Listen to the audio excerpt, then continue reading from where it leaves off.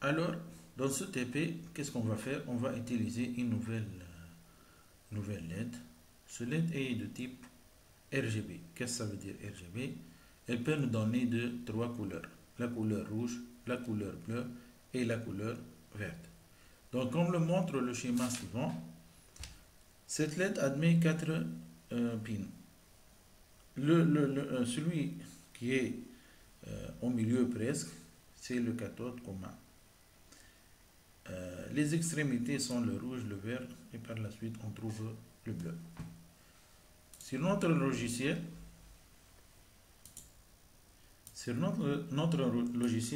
où on trouve la LED RVB, donc ici, donc RVB pour red, rouge, vert, bleu. Voilà. Commençons alors notre manip. Donc on doit ajouter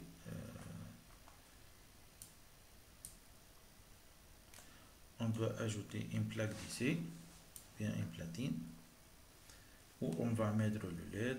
On peut la mettre ici. Bien. Donc puisqu'on a trois ou bien quatre pins, donc on a besoin normalement de trois résistances, car la résistance pour la masse n'est pas prise en compte. Voilà, on peut les placer comme ça. Je vais utiliser les couleurs, mais avant, normalement ici, c'est bien relié. De même ici, c'est bien relié. Ça reste à ce niveau. Qu'est-ce que je vais faire? Je peux utiliser la couleur. Normalement, qu'est-ce qu'on a dit? Le vert. Donc, je peux faire comme ça. Donc, de cette façon, il y a une liaison comme ça.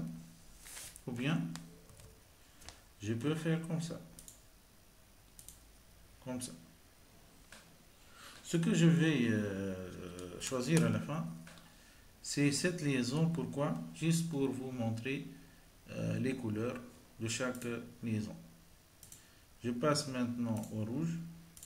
Oh, celui-là, normalement, il est relié, mais je vais ajouter cette liaison pour que vous puissiez comparer les trois, ou bien identifier les trois pins. Plutôt, donc le bleu ici, il va être relié ici. Par la suite, qu'est-ce qu'on doit faire? La masse, donc normalement la masse va être reliée avec le moins. Ajoutons notre carte.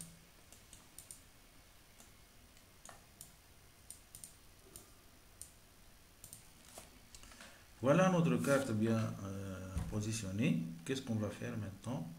On doit relier nos pins au LED. Bien, on doit relier chaque liaison avec une diode sur la carte. Donc, qu'est-ce qu'on va faire?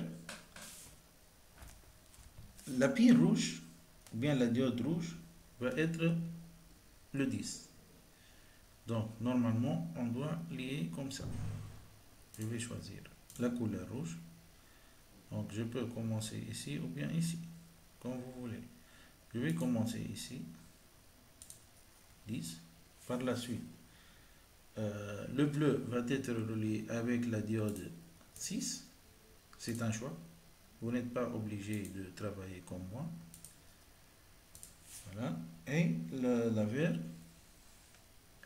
diode verte, va être reliée avec le 3.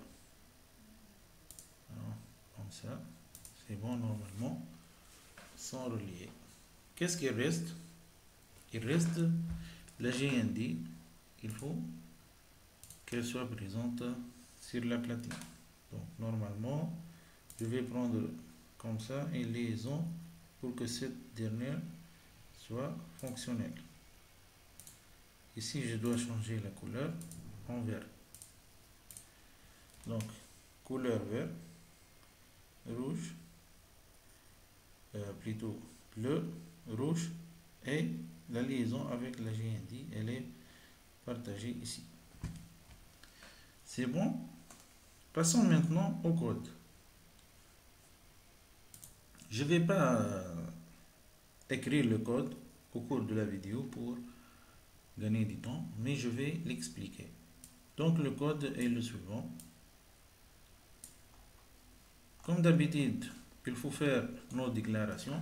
Ici, on a 3 déclarations, 3 pins, une pin rouge, 10, le rouge c'est avec le 10, une pin bleue avec le 6 et un autre pin vert avec le 3. Pour les initialiser, on utilise la méthode, bien la fonction setup. Donc, pin mode, pin rouge output.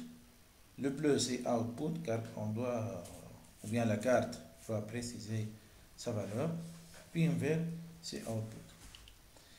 Ici, je vais vous rappeler quelque chose.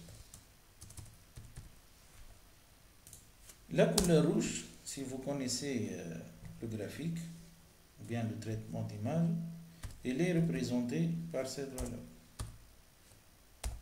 En HTML aussi, c'est le rouge. Le vert, le bleu, c'est comme ça. Et le vert correspond à cette valeur. Donc toujours notre maximum est de 155. Qu'est-ce qu'on va faire?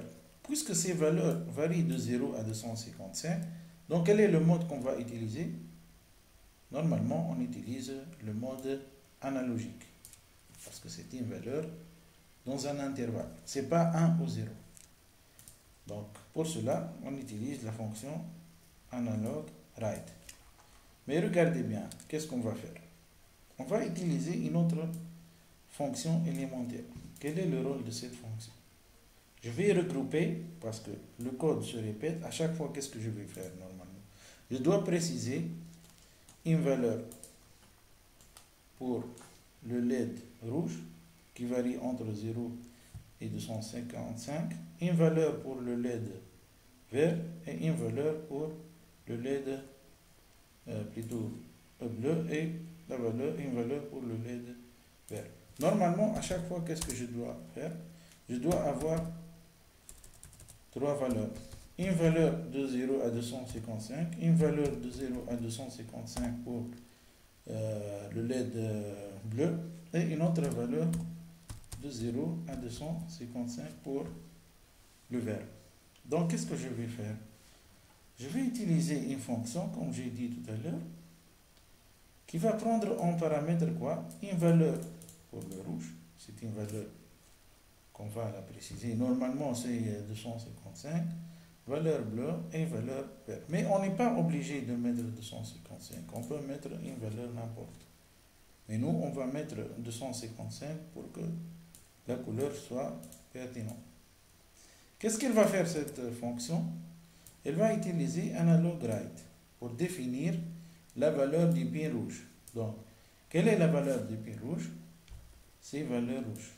On a pu y mettre comme ça, 255. Ou bien 100. Mais on préfère travailler avec les variables pour que par la suite, on n'est pas accablé par une seule valeur fixée.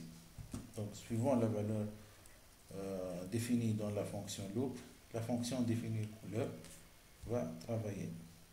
Donc, tout simplement, je précise la valeur pour le LED rouge, une valeur pour le LED bleu et une autre valeur pour le LED. Toujours je permets. Donc, une valeur pour le pin rouge, une valeur pour le pin bleu et une autre pour le pin vert. Ou bien une pour les LED rouge, LED bleu et LED vert. Passons maintenant à la fonction loop.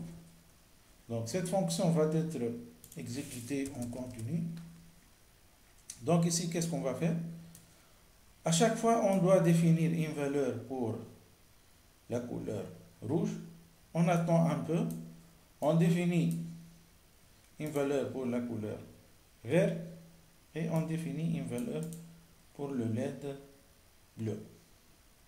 Et toujours on attend pour qu'on détecte bien la modification. Donc la meilleure chose pour vous compreniez le résultat, c'est d'exécuter le programme. Donc regardez bien qu'est-ce qui se passe. Donc le LED va changer sa couleur. On définit une couleur pour le rouge, une autre couleur pour le bleu et une troisième pour le LED vert. Donc c'est comme si cette LED admet trois LED, c'est trois en un. Une LED pour le rouge, une LED pour le bleu et une autre pour le vert. Essayons de manipuler un peu ce code. Par exemple, si j'écris ici 100 et j'ajoute ici 1200 pour détecter plus le changement. Ici 100, ici par exemple 100 et ici par exemple 100. On va essayer cet essai. Qu'est-ce qu'on obtient? Alors c'est toujours le même, mais c'est pas très pertinent le rouge. Regardez qu'est-ce que je vais faire maintenant. Est-ce que j'ai le droit de définir trois valeurs? Oui. Donc supposons ici, je vais mettre 50. Ici, je vais mettre 100. 70. Ici, 70, 60, 100. Exécutons le code. Regardez les couleurs sans changer. Donc la composante rouge, c'est pas rouge car elle est déterminée par trois composants. C'est un mélange. C'est comme si on est en train de colorer. On va faire un mélange. On va mettre 100 produits ou bien poudre rouge, 50 poudre bleue et 50 poudre vert. Et on va obtenir cette couleur. Donc c'est comme ça, mais nous préférons travailler avec les couleurs exactes. Donc on va faire ici 255, ici 0, ici 0. De même, ici 0, 255, 0. De même ici c'est 0, 0 et 255. Et remarque, lorsqu'on veut modifier, il faut arrêter l'exécution du programme. Sinon, on peut rien écrire. Donc, il faut arrêter. Donc, pour que vous compreniez de plus, regardez ici sur cette page, on a la liste des codes des couleurs. Par exemple, la couleur rouge, quelle est la composante en RGB? C'est 255.00. Le code du couleur jaune, c'est 255.0. Et ainsi de suite. Donc, si vous précisez la valeur des trois composants, vous obtenez une valeur. Cette valeur va être appliquée à votre LED. On a dit ici, c'est comme si la LED admet est composée de trois LED. Donc, pour chaque LED, on va définir une couleur RGB. On n'est pas obligé de mettre la valeur rouge, mais on peut mettre n'importe quelle valeur. Voilà. Je vous remercie.